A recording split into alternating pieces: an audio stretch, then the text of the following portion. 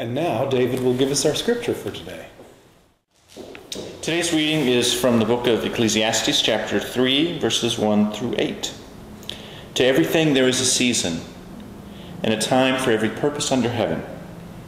A time to be born and a time to die, a time to plant and a time to pluck up that which is planted. A time to kill and a time to heal, a time to tear down and a time to build up, a time to weep and a time to laugh, a time to mourn and a time to dance, a time to cast away stones, a time to gather stones together, a time to embrace and a time to refrain from embracing, a time to lose and a time to seek, a time to tie up and a time to untie, a time to rend and a time to sow, a time to keep silent and a time to speak, a time to love and a time to hate, a time for war and a time for peace. And now, Reverend Macaulay will give us our lesson sermon. Well, this has been quite a week, and today's lesson is on procrastination, loss, and choice. Several weeks ago, I spoke about the law of karma. I talked about having the realization that when I condemn others, I condemn myself, which idea came from our thoughts for the week. What I learned from that lesson was that even by thinking negative thoughts and focusing them upon others, I am, in the long run, only hurting myself. Perhaps it's the word condemn that gives that thought for the week so much power. Condemn is a strong word, and it's one we don't use often in our everyday conversation. When I had the realization that I was only hurting myself by condemning others, and condemning those who have been harassing me, it became clear that I had to change my thinking. I still haven't taken any action against the harassers, and they continue to harass me, but how I perceive them has changed.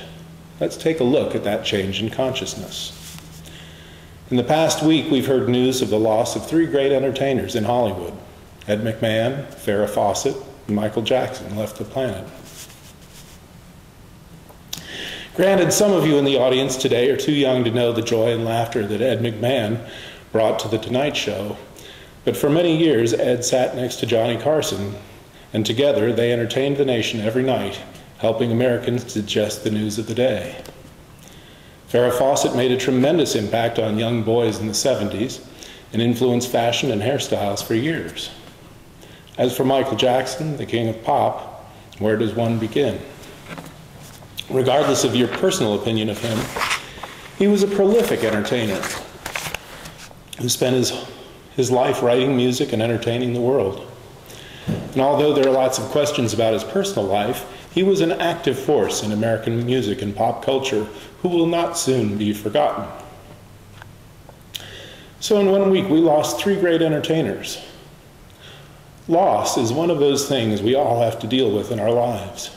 We lose things which can be replaced one way or another. We lose pets, and ultimately we can replace our pets as well. We lose friends either because they move away, we have irreconcilable differences, or our interests branch off into different directions. Certainly as we clear out the old, we replace those losses with new things, new pets, new friends. We call that the cycle of life, or the circle of life if you prefer. Of course, how we handle those losses speaks volumes about us. I'm not saying that there's one right and correct way of dealing with loss. We all have our own ways of dealing with our losses. In my own life, I know that I've held on to grieving over losses in excess. I recall hearing that one grieves over the death of a loved one for 6 months intensively, and less intensively for the following 2 years.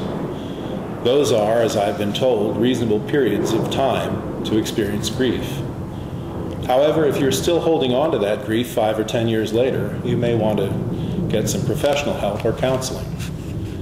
Dr. Bissell tells us that when we remove something from our mentality, we must replace it with something else, or the void will allow that which we tried to cast out to return. For example, if I cast out my condemnation of others from my mentality, I must replace that condemnation with love of others, or else that condemnation will return. The topic this morning is procrastination, loss, and choice. The dictionary defines procrastination as to put off doing something until a future time, to postpone or delay needlessly. Writing sermons is a lesson in procrastination. Whenever it's time for me to write a sermon, I suddenly find a whole host of chores I must accomplish before I have a chance to sit down at the computer and compose my thoughts. I'll find myself having to clean the bathrooms, vacuum the floors, take out the trash, you name it. And if that list of chores gets done, suddenly there's a new list of chores or TV programs that I just have to watch. I imagine we all procrastinate in our own ways. We each have jobs that we're not fond of doing. And when it comes time to do those jobs, we find lots of reasons not to do them or to put off doing them. Oddly enough, I've found that procrastination can be a good thing.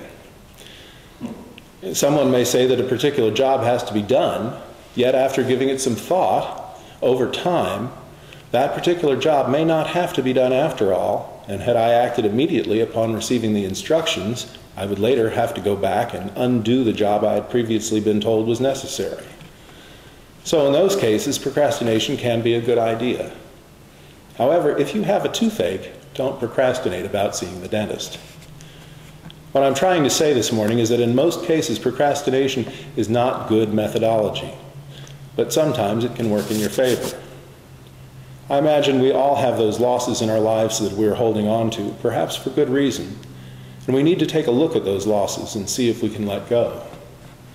We find ourselves facing situations where we are procrastinating about taking action to accomplish a particular task, just as we watch a rose grow from a bud, open and unfold into a beautiful array of velvety petals, and ultimately wither away and die. So our lives go through a cycle of youth, adulthood, and old age.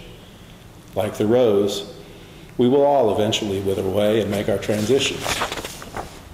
The key is what we do with our lives in the meantime. Are we kind to others, or do others run when they see us coming?